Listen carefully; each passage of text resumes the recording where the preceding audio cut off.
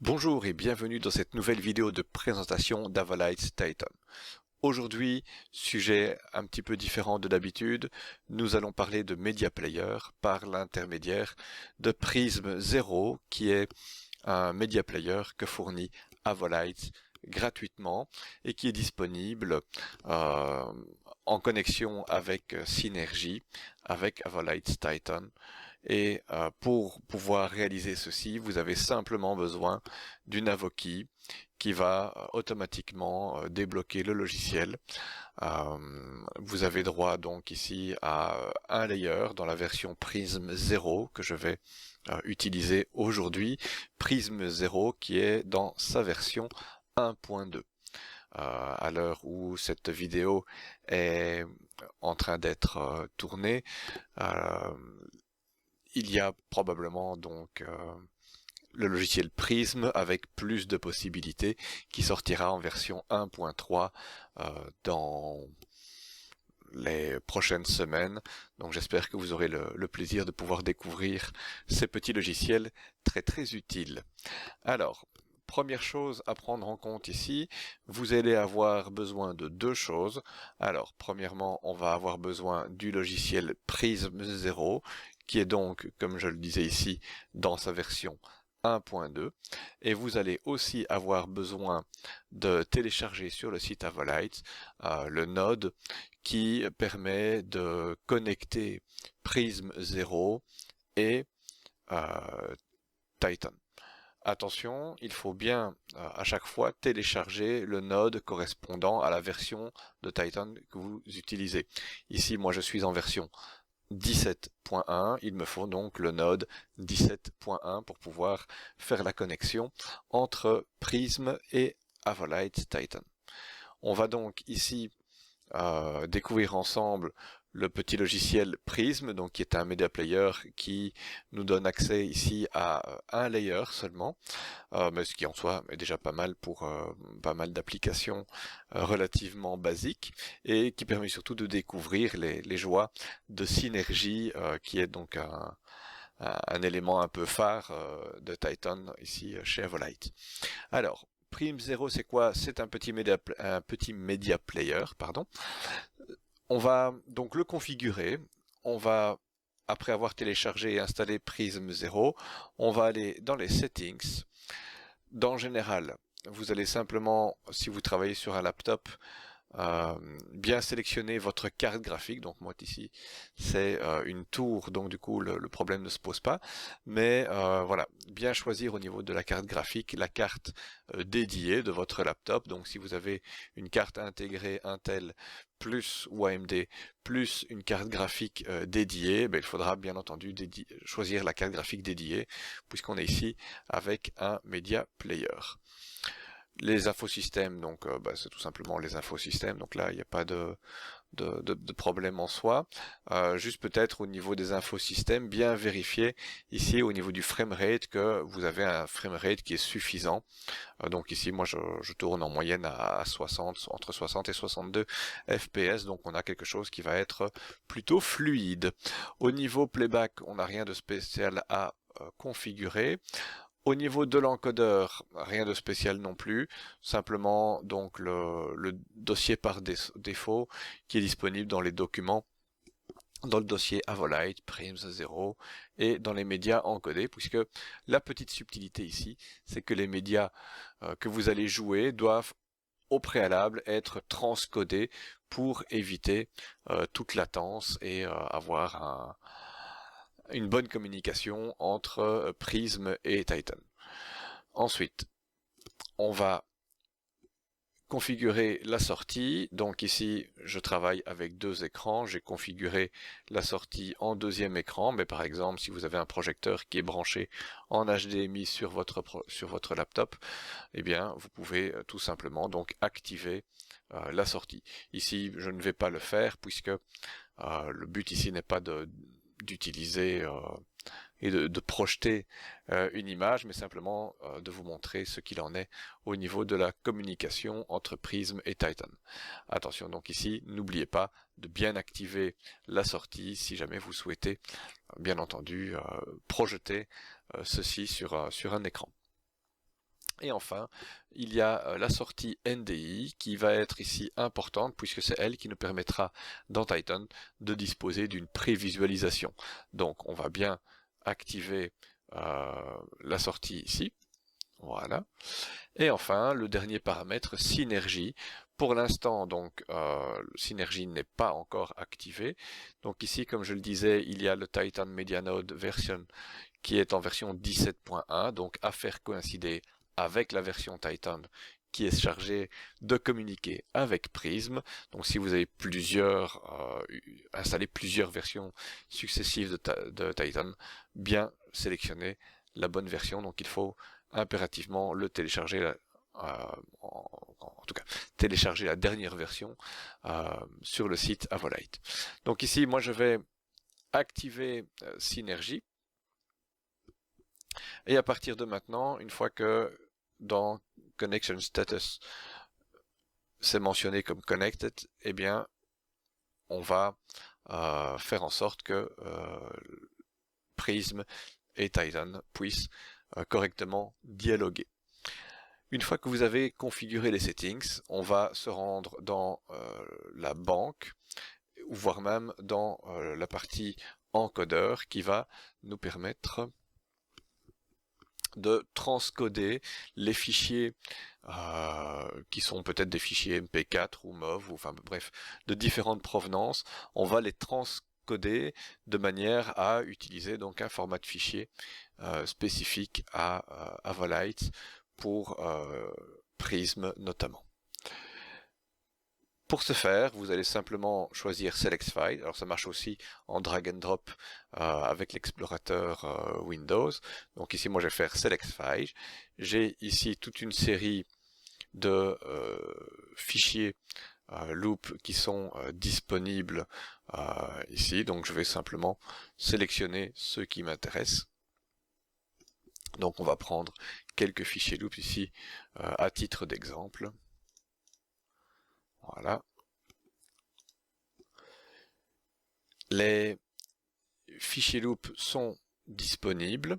Alors, veuillez noter par exemple ici que ce sont des fichiers loop dans lesquels il n'y a pas de piste son. Mais bien entendu, vous pouvez jouer des vidéos avec du son. Dans ce cas présent ici, l'idée c'est que le fichier, donc ici intitulé BG1, sera renommé en fichier AIM. Donc AIM, c'est le codec utilisé par Prism pour pouvoir donc restituer les vidéos de manière assez fluide. Vous devez savoir qu'il existe donc en téléchargement sur le site Avolite les extensions qui sont compatibles avec les produits Adobe qui vous permettront donc de directement à partir des produits Adobe produire des vidéos avec le codec AIM disponible ici. Donc je vais sélectionner mes 4 fichiers et je vais lancer le transcodage tout simplement en cliquant sur l'icône Start Transcoding.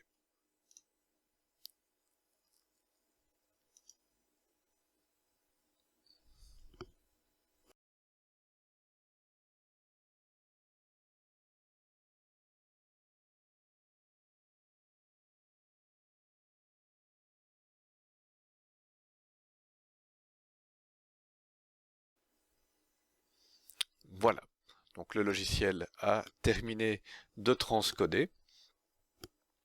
On va donc pouvoir utiliser donc les fichiers qui ont été transcodés. On va pouvoir donc les retrouver dans la banque. Donc pour cela, vous allez simplement faire Select File et on va se rendre donc dans le dossier Documents, Avolite, Prism 0 et Encoded Media. On va retrouver ici donc les 4 fichiers qui ont été transcodés. Vous cliquez sur Ouvrir. Une fois que vous avez chargé vos fichiers, il vous suffit simplement de les sélectionner et d'appuyer sur Play pour jouer les documents. Alors, ce qui peut arriver éventuellement parfois lors d'un premier chargement, c'est que malgré le fait de cliquer sur le petit Play, vous risquez de ne pas voir d'image, ça reste noir. Dans ces cas-là, vous cliquez sur Reset to Default et vous allez pouvoir donc visualiser le document. Donc ici, le Media Player est dans un mode automatique, c'est-à-dire qu'il va simplement lire en boucle les différents éléments qui ont été sélectionnés. Donc si je ne sélectionne rien, si je prends juste le premier, je lance la lecture, on va faire un Reset to Default, on va lancer la lecture, et donc nous voyons que le logiciel est en train de lire le document.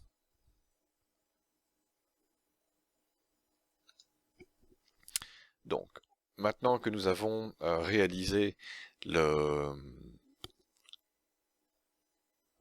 transcodage et que nous avons vérifié que nos médias fonctionnent bien, on va maintenant se concentrer sur une deuxième partie qui se passe maintenant dans le logiciel Titan. Nous passons donc dans Avolite Titan. Le Media Player est donc toujours présent et actif. Donc on a bien activé ici Synergie, il est bien connecté. On a bien activé également la sortie NDI. On va pouvoir réduire ceci. Alors, c'est un nouveau show. Vous pouvez cliquer sur le bouton Synergy Settings qui vous permettra de visualiser le fait que voilà, Prism est présent ici en tant que média serveur Synergy et qu'il est disponible donc ici. Pour l'instant, il n'a pas encore été affecté. Donc on va tout simplement utiliser le petit maillon de chaîne ici pour faire le lien entre ceci et la zone qui est ici au-dessus. Donc on va linker vers une nouvelle surface. On voit maintenant que le logiciel a fait le lien vers Prism. Vous pouvez donc ici à ce stade, vous pouvez changer le code couleur ou changer le nom du Media Player. Donc ici on va laisser Prism par défaut, c'est très bien. Alors, une fois que vous avez fait ceci, vous pouvez appuyer sur le bouton View Synergy Fixtures qui vous permettra de voir votre player. Alors attention ici, j'utilise le Prism 0, donc qui est une version allégée de Prism, tout en sachant que dans la version complète de Prism qui sera disponible prochainement, vous aurez, je pense de mémoire, je pense que vous aurez jusqu'à 16 layers possibles, donc vous allez avoir énormément de choix disponibles avec ce petit player qui est très très pratique avec Synergy. Alors, une fois que vous avez ceci, on peut réduire cette fenêtre. On va, par exemple, enlever fixture. On va ranger les fixtures Synergy ici. On va enlever nos groupes. Dans Open Workspace Window, je vais aller chercher mon attribut Editor, que je vais sélectionner ici. Et dans Open Workspace, je vais aller chercher, alors que je retrouve, non pas les fixtures, mais le vidéo multiview qui est ici. Et en cliquant, donc en prenant Prism, en cliquant sur le plus, il établit donc la connexion avec Prism. Alors, qu'est-ce que l'on va retrouver ici? On va retrouver donc un canal de dimmer, ce qui veut dire que votre vidéo est contrôlable donc via un canal de dimmer. Donc vous pouvez très bien sélectionner ce canal de dimmer. Donc il est disponible ici avec les roues. On va enregistrer ceci en mode channel par exemple et vous pouvez très bien assigner un playback avec ce mode channel. Une fois que vous avez fait ceci, on va peut-être en profiter pour le renommer. Donc, on va mettre, pas dimmer, mais intensité vidéo. Voilà. Donc on va contrôler l'intensité ici avec notre fader. Je resélectionne Synergy Fixture et vous allez retrouver par exemple dans Media Selection, vous allez retrouver les 4 vidéos que vous avez transcodées, qui ont été chargées dans Prism, donc dans la banque. Les 4 vidéos sont ici. Et je peux donc passer de l'une à l'autre sans aucune difficulté. Donc si jamais je veux lire la première vidéo, je vais pouvoir me mettre en Play Mode, retrigger, en mode loop. Comme ça, cette vidéo va être jouée en boucle. Il y a plusieurs choses qui sont possibles, donc plusieurs contrôles possibles. Donc pouvoir mettre en pause la vidéo, pour pouvoir jouer les vidéos en mode aléatoire, pour pouvoir lire une playlist complète. Donc vous avez quelques choix possibles.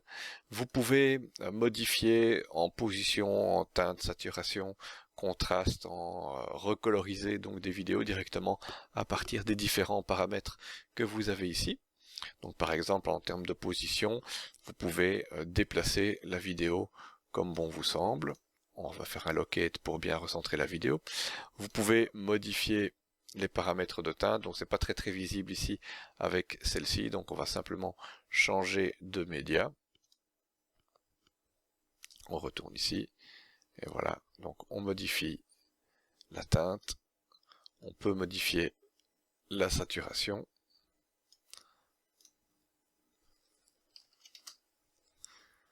on peut éventuellement modifier le contraste, si on le souhaite.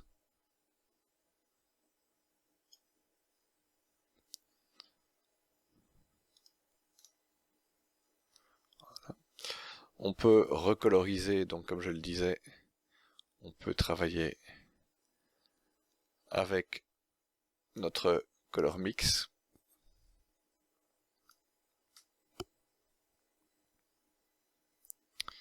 On peut modifier le paramètre de gamma, alpha. Donc le choix, puisqu'on a ici qu'une seule banque, il y en aura plusieurs dans Prism en version complète. Vous pouvez aussi réduire l'intervalle de lecture d'une piste vidéo. Donc si par exemple sur une piste de 2 minutes, vous ne devez lire que entre 30 secondes et 1 minute, et bien vous pouvez modifier donc ces paramètres qui sont ici. Vous pouvez modifier aussi l'aspect de la vidéo qui est jouée. Donc ici fit, c'est une vidéo qui est automatiquement adaptée au canevas qui a été défini dans Prism. Et enfin, vous pouvez modifier des paramètres d'échelle de cette vidéo, des paramètres de rotation de l'affichage vidéo. Donc vous avez pas mal de choix possibles qui se présentent à vous.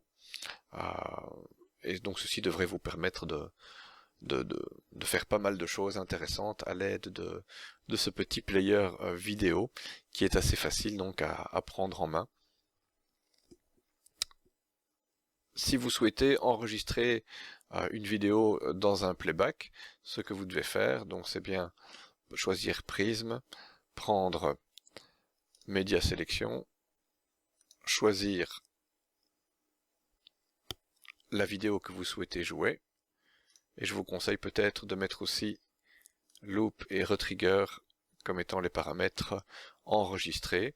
On va faire du coup Record. On va peut-être mettre aussi même l'intensité dans le programmeur. Voilà. Donc on fait Record, cette fois-ci on peut le faire en mode fixture et choisir un nouveau playback. On va faire Clear.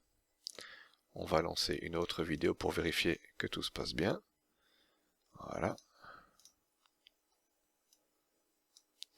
Et donc lorsque je lève ceci, théoriquement, c'est la bonne vidéo qui est jouée.